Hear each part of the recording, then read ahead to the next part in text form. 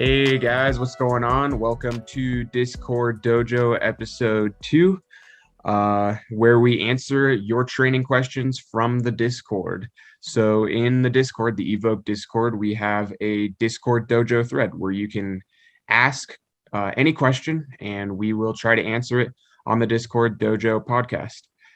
This time, we actually asked you guys a question and we asked, what do you wish you knew when you started cycling? And we got tons of great answers. We're going to make multiple episodes out of this. And so this episode is going to be more related to racing tactics, just sharing our personal experiences with getting started racing. And so, yeah, we're just going to answer all your questions related to racing. I am here with Andi from Slovenia. He has been a professional in Europe for a really long time, and he currently races with Team Felbermayr Simplon Wells out of Austria. Say hi, Andy. Hey, everybody. And I'm Landry. I am a coach here with EVOQ. The young gun here, but been racing since I was 14 years old. Got my undergrad in strength and conditioning and going to graduate in May with a master's in exercise science.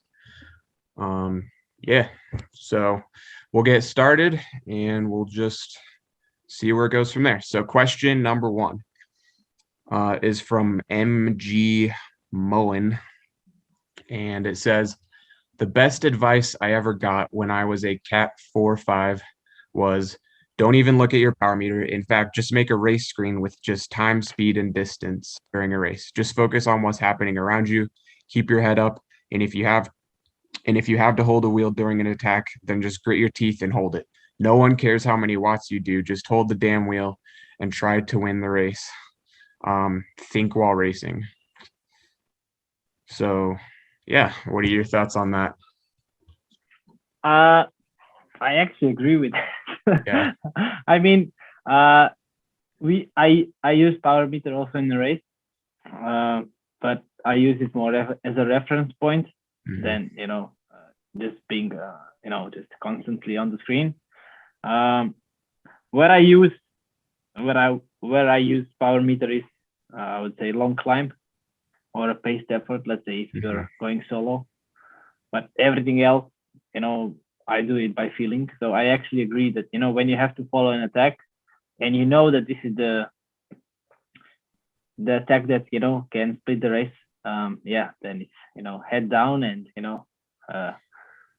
that's it. Yeah, I totally agree as well. I usually only for racing, I only have time, speed, distance. I usually don't even have power on there because I feel like it messes with my head. If you look down, it's a really hard effort and you see like, whoa, I can only hold this power, or you think you can only hold this power for 5 minutes or whatnot. And I think when you're racing, you can probably dig a lot deeper than you can in training. And so if you're always looking at your power, you might think you can't do it, but you actually can. And so I found, not looking at it helps me to focus a lot more. And then oftentimes you go back after the fact and then look at the data, and usually you're like, whoa, I was doing that many watts and you didn't think you could. But then, we have time trials and really long hill climbs here. And I do for like a really more solo type effort, then that's when it is good to use one. But I mean, if you're in a road race or criterium, you should just be focusing on what's going on around you, following attacks, your cadence. And like, I'm sure it was the same with you when you started racing, we didn't even have power meters. So true. Happy days. The good old days.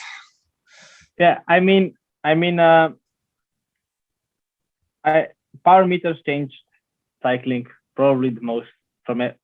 Like in the last 10 years, that's what I think the game changer. It was something that was lacking before, because if you just measure your effort with heart rate, it's not the same.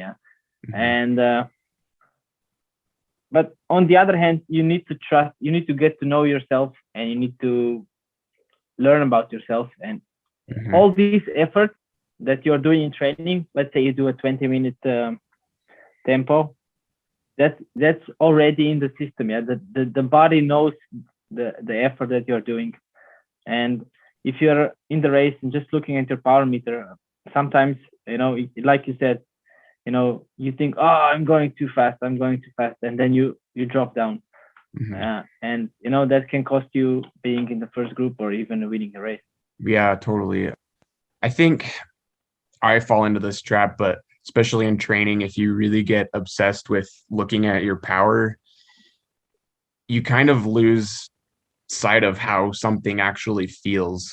And you kind of lose touch with your body. I think you're more concerned with what the power actually says rather than how it feels. And I find sometimes I'm looking so much at the power that I don't even realize that I could do more than what I am, or I think it can cause you to actually lose focus. So there's a balance. I think especially if you're starting out racing and riding, it depends on your level, but a lot of times I almost feel like if it's your first few years riding, you shouldn't even use a power meter, and you should just focus on going and riding your bike every day and focus on your cadence and your pedal stroke and your technique, and focus on the basics, and just go out and ride your bike every day and learn how an effort feels. And then once you get those basics down, that's when you get more nuanced with your training and you get the power meter. And then you go from there. And I even think it's important to, even when you do have a power meter, don't always train with it. Just sometimes go out and ride and focus on how something actually feels. Yeah, like for the last 2 months of the season, I just switched it off. Yeah. Yeah, totally. and it's, I know, and I was better, and it feels strange, but people always rely on some gadget and power meter that will make them better, but it's not always the case. And in a race, if it's not a time trial or a long climb, you don't actually need a power meter, at least in my opinion, because there's so many other things that you can focus on, like you said, cadence and proper nutrition and drinking enough, and saving energy. There's already so much to worry about when you're racing. I mean, you don't need to be worried about how much power you're doing. Yeah, and also in a Cat 4 or 5 race, there's a lot less structure than in a pro race. So there's there's things happening from the gun, and you just have to I think if you focus on the racing, and just like you said, you focus on the basics, I think in the end you will be much better than if you just focus on the power. But power is, if you have it, it's good. Let's say for us coaches, that to see it in the end, how you went and what you did and what you can improve. Yeah, this kind of reminds me of some of the psychology stuff I'm doing with my thesis. And you have sort of these two things. You have a task-oriented goal, and you have an outcome-oriented goal. So, the people who are task-oriented are focusing on their input. They're focused on their effort and focusing. So for cycling, they're focused on their pedaling, their breathing, how an effort feels, what's going on around them. And then the people who are outcome oriented, they're more worried about the output. How much power am I putting out, or what place am I going to get in this race, or how far is the breakaway up the road, things that are really out of your control. And worrying about those things isn't actually going to make you any faster. It's actually going to make you slower. And so power is an output, but the only thing that's going to change that output is your input. And so especially when you're racing, you should be focusing on what's actually going into the pedals, your input into the bike, and the power will be whatever it is. And just, I mean, with racing, it's just a lot of times just go as hard as you can. I mean, and also like you said, yeah, that's really, something interesting, like you said now. And I actually agree what you said, because if you focus only on the output, like you said, and you focus, then you actually can fall in a trap, and make yourself, you think, I can be seventh or third, or whatever, you pick a number in your head, and in the end you're seventh, but you could be, actually top three, or even win a race, so Yeah. that's why, for me, I try to focus on the feeling. Yeah? I try to that everything is right. And even, people use Garmin not for power, but to remind when to eat, which is Yeah. yeah, can be much more beneficial. Or having a map on the, of the race. So if you have a Mhm. GPX file, so you know what corner is coming. So Yeah. because if people forget that if you do a race of, let's say, I don't know, 60 miles, and there will be probably 80 to 100 corners in a race. Yeah. So if you Mhm. know all the corners and you can anticipate them, you can also actually gain from each corner out and Yeah, in and out. So definitely. that Yeah. things are more important than the power. Yeah. Because in the end, if you eat right, and you'll be saving energy and be efficient, Mhm. you will have more power than just looking at your power meter. Yeah, and it's not the guy who does the most power necessarily that wins. It's the guy who ate right, who was in the right place at the right time, who got in the right move, who saved energy. I remember, I think it was Joe Dombrowski and Jonathan Vaughters. He's always saying like, "Man, Joe has the best power numbers I've ever seen. If the tour was run on trainers, he would win." But he doesn't win that Yeah. much.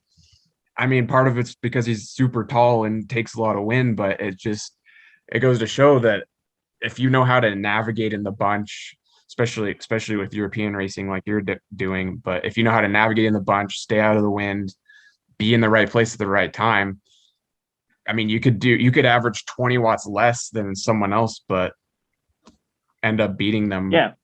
So Yeah. People.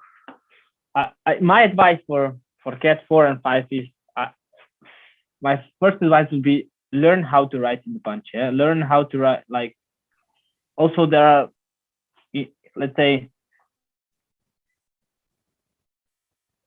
how the bunch moves, and if you can exploit, if you can, make let's say first 10 races, just you just watch how the bunch moves and how people react in the bunch, mhm. and you get to know the feeling of it. You will actually then, maneuver yourself much easier in the bunch, Yeah. and you would save a ton of energy, and you'll be in the end in the right place when you need to be. Mhm. Yeah, Yeah. and then once you do get better, once you upgrade, you're already gonna have those racing um abilities, and you might actually have an advantage over the people who started out obsessing about power and never actually learned to race. You're gonna carry that with you. Um I'm really glad that when I started racing, we didn't have power meters. I feel like I definitely struggle with this. I worry so much about how much power I'm doing a lot of times just carried I tend to way overthink things. And I think when I first started racing, we didn't have power. I felt like I was able to focus a lot more and I didn't put myself in a box. Um, of course I was only a cat 4, so it was a lot easier to win races. But yeah, I totally agree with this. Yeah. Racing is simple and it's complicated. It's not always, people. And if you master the tactics and the movement and the, all the little things in the bunch, and all the, if you can feel that, it's like, listening to the wind. And I think if you can master that, it will be you will win way more races than, just focusing on the power. And, you know because also, what I found about power meter is, especially when I got it, when in the first years, it's like, and then I started, really like you, I really started obsessing with numbers, and it's like, today is not good. My heart rate to power ratio is bad and this and that, and and then even Strava came along and it went, it went even worse. And for me, I use power as a reference, but sometimes you also need to listen to your body. You need to, when you have a bad day, you need to, think, okay, what went wrong? Why is it like that? And I think, just not obsessing with numbers in a race and in training. I think, it's much, much better. Yeah, that Strava comment actually makes me think of falling into that comparison trap of, if you follow somebody that you're going to be racing against on Strava and you look at their training and their power, it's like, oh man, I don't know if I could do that, or this guy looks like he's so much stronger than me. And then you show up to the race and you're already hurting yourself because you're telling yourself that you can't compete with this person just because of the power numbers they were doing in training. But I mean, they could, you don't know how much they weigh necessarily. They could be 20 pounds heavier than you think they are. So maybe their power to weight isn't as good, or maybe their power meter reads high, or maybe, like you said, they don't know how to race. Maybe you don't have as much power, but you know how to stay out of the wind, and you know how to ride efficiently. And so, not only your power, but maybe not worrying about other people's power. Yeah. I mean, with Strava, it was like that for me. You see how people are training. You see, today it's raining outside. I didn't do nothing, or I did like, turbo trainer, and I did 5-6 hours, and you're like, oh my god, right? I'm behind. Yeah, totally. I've always lived in like pretty cold places, and you see these guys going to California for training camps and doing like 30-hour weeks. And then I feel bad because I only rode the trainer for 3 hours or something. It's like, oh man, this guy's riding so much more than me. I should have ridden for 6 hours on the trainer or something like that. But I think we talked about this in the last blog, but just, focusing on your training, and you can't control what other people do. So no. But like this is like we said on the start with power. Yeah, I think if you learn, if you can, power can be beneficial, and power can be, can hurt you. So I think you need to find the right balance, and then I think it will be much better for you, because power, can still help. Like, power meter also won races for me, because when you go solo and you need to go 350 for the last 40Ks, then you need to go. But sometimes, it's when you see it on a climb and you see, it's going for 18, 550, and you're like, you will explode. And, if you switch that off, you can, and you're just focusing on, okay, I can make it. You will actually make it then, because your mindset will be much more positive than just looking at power meter and seeing how hard it is.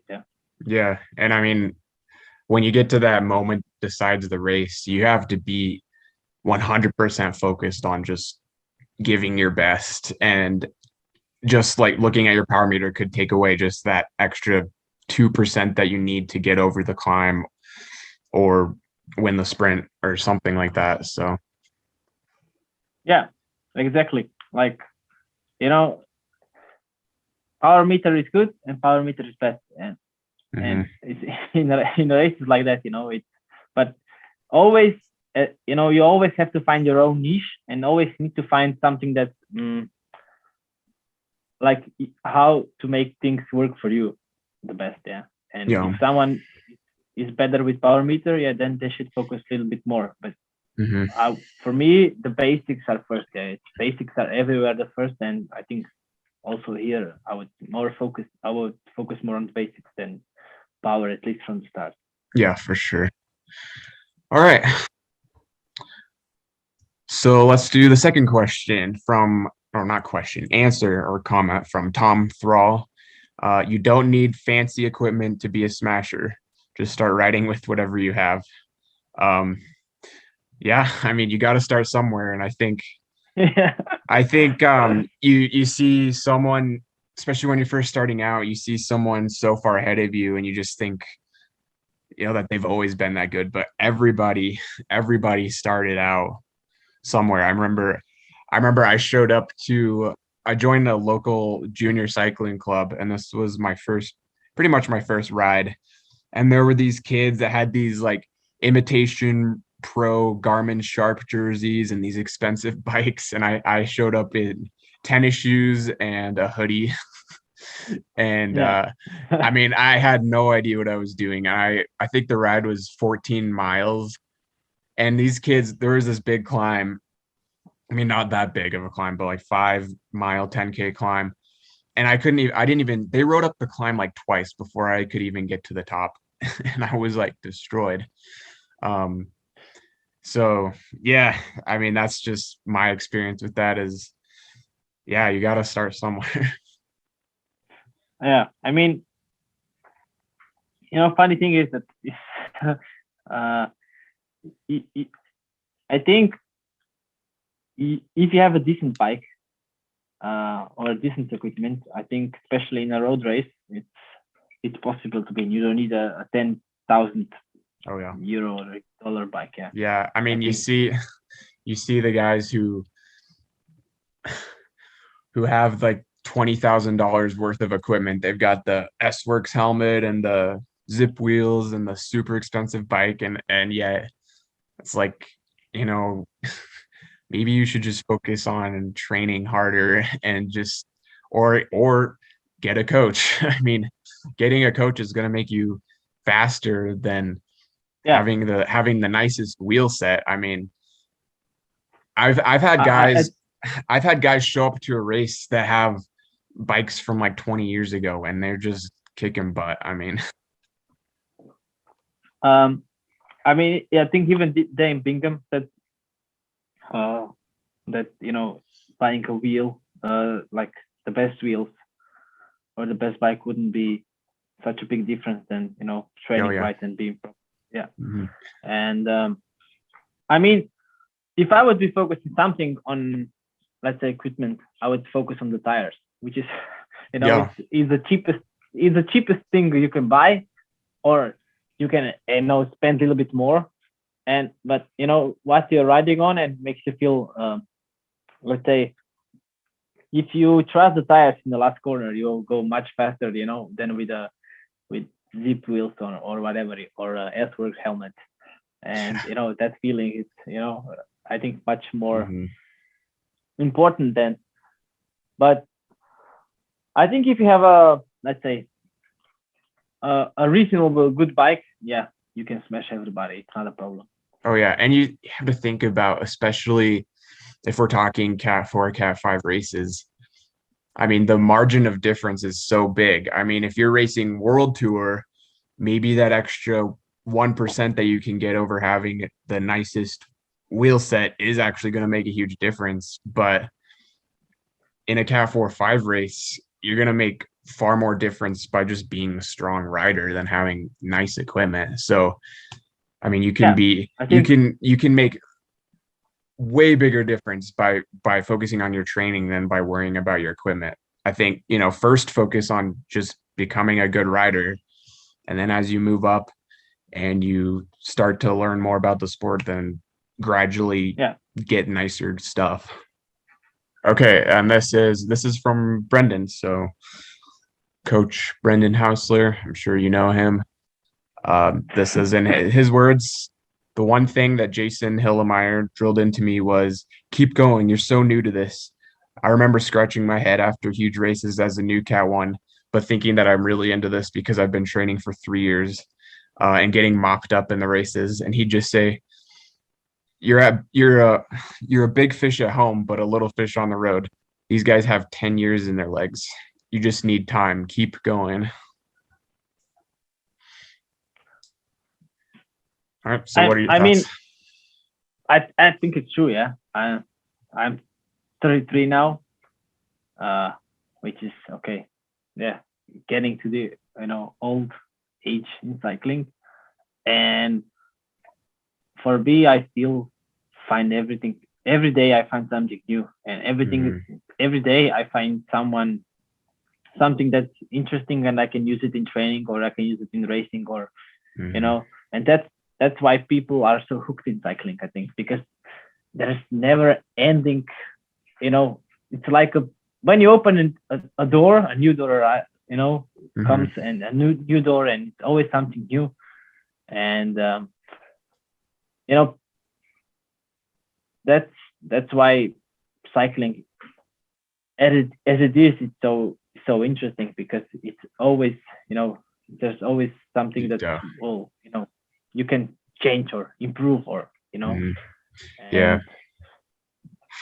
that's what I like about cycling so much, is you can just keep getting stronger and stronger, keep learning, not even just physically, but learning how to better prepare for races, learn more about what kind of training works for you or your nutrition. I mean, I'm still every year I keep getting stronger, but every year I also learn other things about, a new training method, or improving my nutrition, or I like, for example, last year I way overdid it in the gym, and I realized, like, okay, I have to be more conservative in the gym, or else I'm gonna burn out. And I mean, even me with a bachelor's degree in strength and conditioning made that mistake. And so you can always find new things to learn about. And so, I think when I first started racing, even though I was 14, there had been kids that had already been racing for like 5 or 6 years, and they were so far ahead of me. I was racing like Brandon McNulty, Gage Hecht, just guys that are like top level pros now, and they were just miles ahead of me. I mean, they're still ahead of me, but I had no idea what I was doing, and it was really intimidating. And I think it's easy to, I think it's just human nature that you lose sight of the bigger picture of, I've only been doing this for 3 years, like in Brennan's case, but imagine where I could be in 5 more years, or in 10 years. I mean, compared to where I was at, I've been riding for 12 years, I think 11 years. Things even 5 years ago, I'm doing things that even 5 years ago I couldn't have imagined doing, like numbers that I couldn't have imagined doing. And I mean, maybe even after 1 year you don't notice a huge difference, but after 5 years you look back and you're a whole different animal. And it's like what Brennan says, you just keep showing up, and I mean, you'll get better. Yeah, I mean, you go to race for the first time. Let's say if you do something, like you reach a new level in your career, and you're racing against, I don't know, a world champion or something, and and the first year you get smashed. Yeah, you're there riding in the gruppetto, but you still feel happy just because you're there. But then, second year you're just a little bit closer and closer and closer, and this is, in cycling, you just need to have this perseverance, and keep going, and and do things right, and results will come. And just you need to also believe in yourself. And on the other hand, once you get smashed, it shouldn't be being, I think that's, being smashed in cycling is something good, because you learn a lot more. And it's motivating. Yeah, I mean, if you think this is a bad thing, I think that's the best thing. When you get smashed, then you say, okay, now I have to do something more, or I have to do something better, or I have to learn something new, or train more, or So that's, and I get it from the start. It's hard, or let's say in the first 3 or 4 or 5 years, it's hard. But then it's, things get much easier, and you are the guy who is teaching the young guns how to do it. Yeah, I think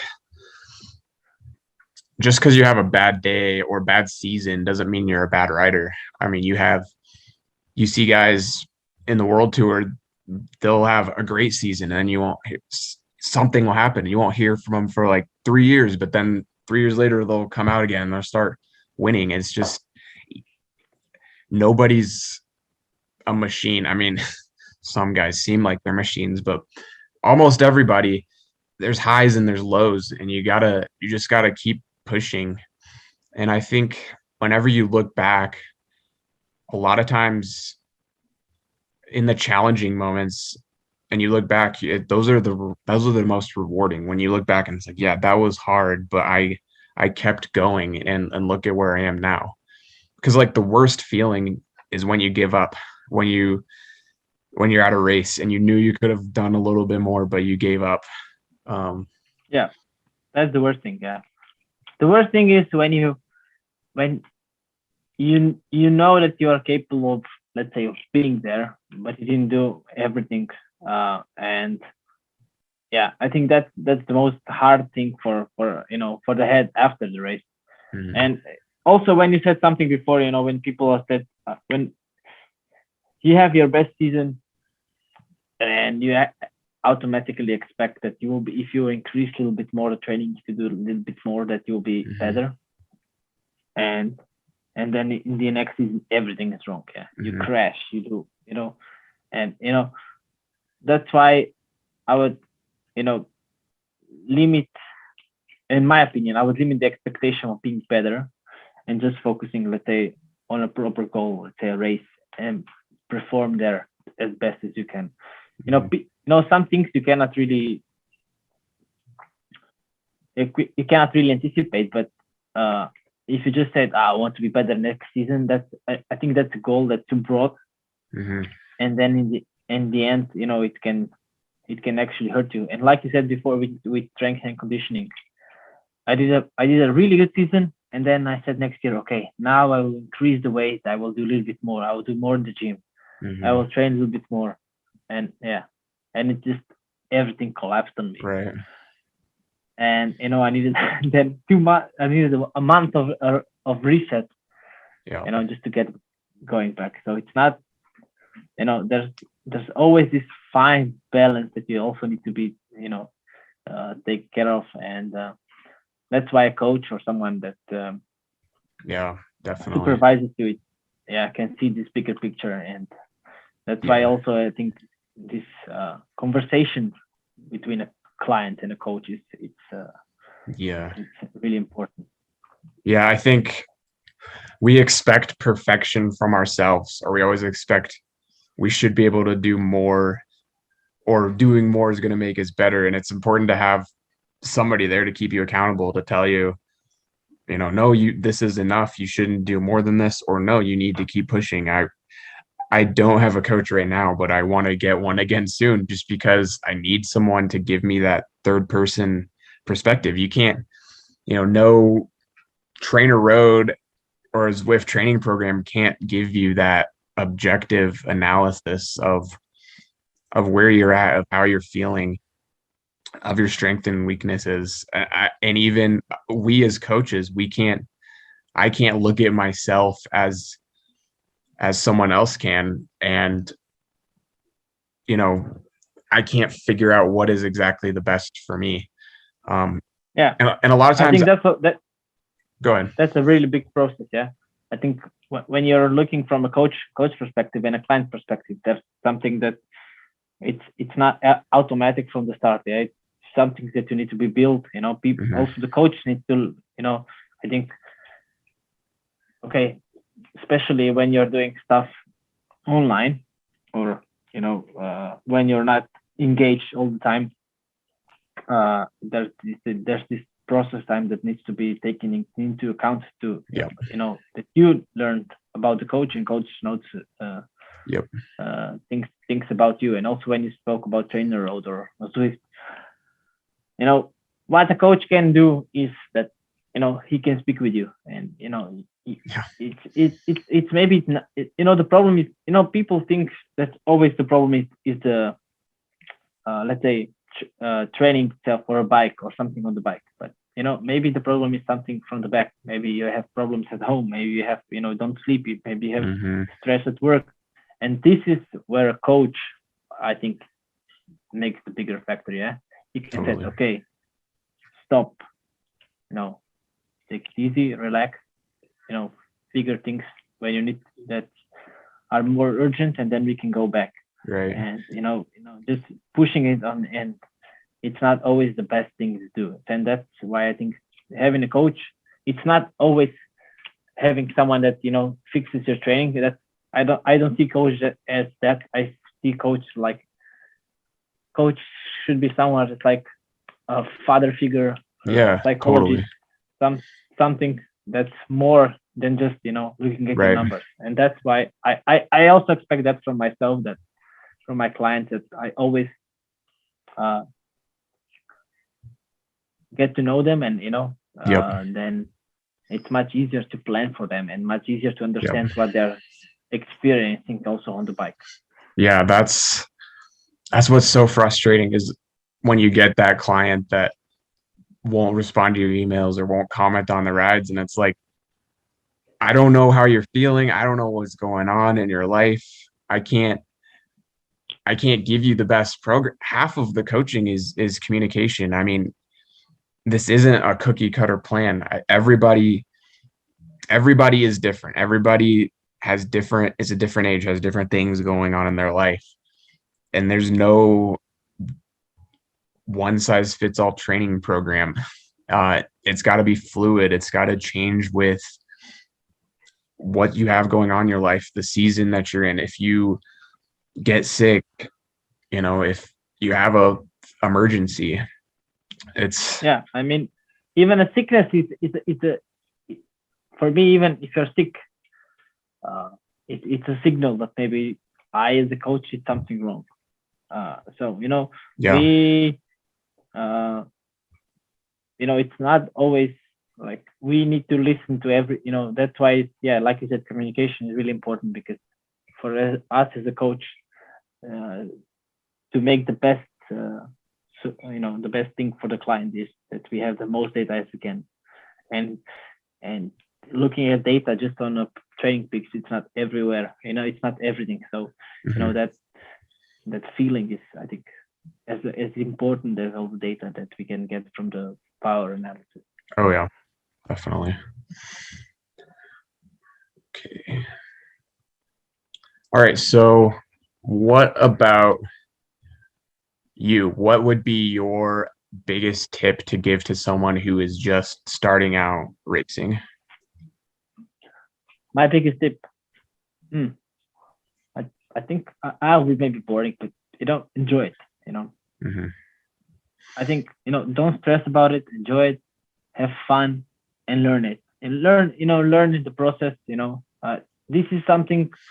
Racing is like maybe similar to chess. There's always when you move the pawn over the board, there's a reaction on that, and if you get this reaction automatic, and it will be much easier to anticipate the next move, and it will be much easier to anticipate when the breakaway will go. Because especially, let's say in a crit, you never know when the breakaway will go. It's not defining moment of the race like a big climb. Yeah. So, and also, if you are, let's say, you're not the best climber, and if you anticipate the breakaway right, and you come over the climb because you win the breakaway, you can still win the race. So, I think learning these kind of moves and learning this, but that would be my biggest tip. Yeah. Not everything else, just, Yeah. And for this, you need to be a little bit philosophical, a little bit, open to new ideas and try new things. Yeah. I think it's good that you bring up just enjoying it and having fun. I mean, I've had seasons where I'm so rigid and worried about, I'm going to spend all this money and time going out to this race and flying out there. I have to get a good result, and just worrying so much about the result, and then just completely cracking. And it's just a bike race.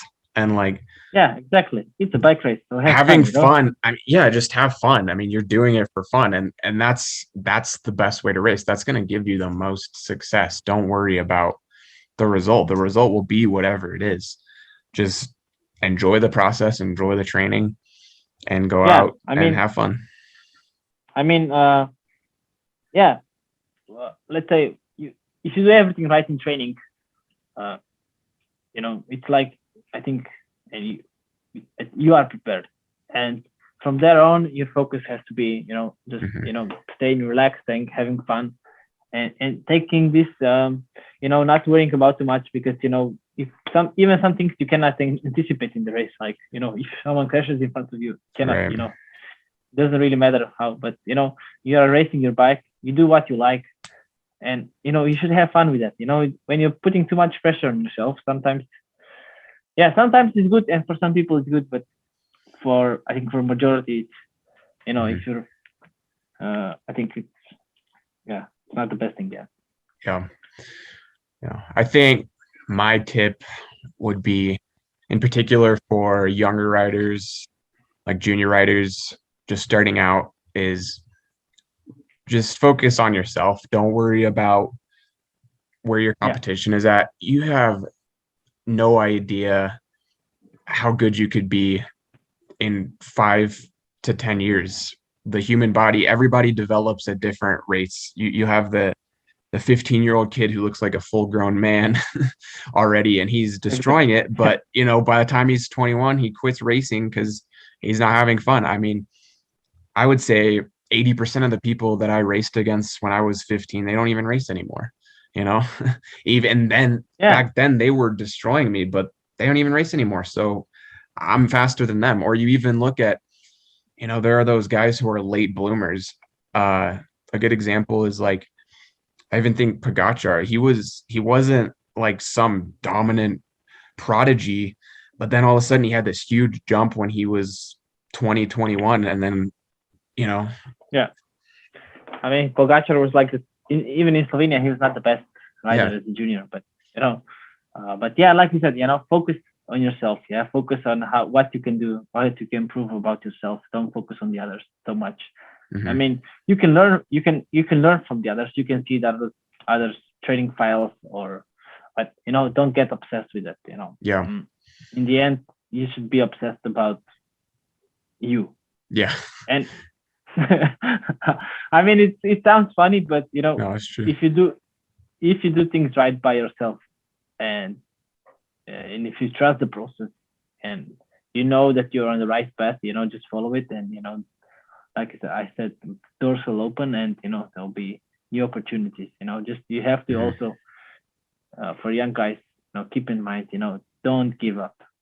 Yeah. Because in cycling, there will be a year when you'll be like 24 years old, and it can be a life-changing moment in your career, and so it's not everything is about that when you're now it's just time to build, really, to build and work. Yeah, I wish when I was like 18, and I remember it was my last race as a junior, and I remember thinking, like, oh man, I failed. I don't have a pro contract. Like, I'm done. And looking back on it, it's like, why did I think that? I still had so much time. And then I'm sure in 10 more years, I'll look back at where I am now, and it's like, dude, you were only like 25 years old. Like, just have fun. Like, just train hard, have fun, do the best you can. And, that's it. You cannot expect more from yourself than giving what you have. Yeah. And, if you are happy in the end of the day, and you did everything right, and when you say in the end of the race, okay, I did everything right, I did what I could, then that's you have to be happy, and you get a confirmation where you are. So it's not